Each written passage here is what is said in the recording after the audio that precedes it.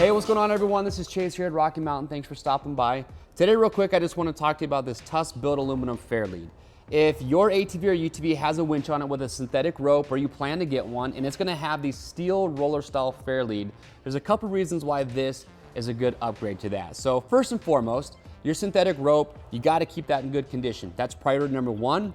And what's nice about this Fairlead is the hostile, which means it's billet aluminum, and it's got this smooth radius on it. It's just gonna make sure you're never gonna damage your rope, and it's gonna stay in good condition. And a great upgrade to this versus steel is it's gonna be much more corrosion resistant. So that's really the main reason why this is a great upgrade. But what's also nice is that just less moving parts, more low profile. A lot of people really like the look of these. So again, if you have a winch with a synthetic rope and you're just looking to get a nice little upgrade on there, check out this billet aluminum Fairlead from Tusk. To grab one, click the link or head to RockyMountainATVMC.com.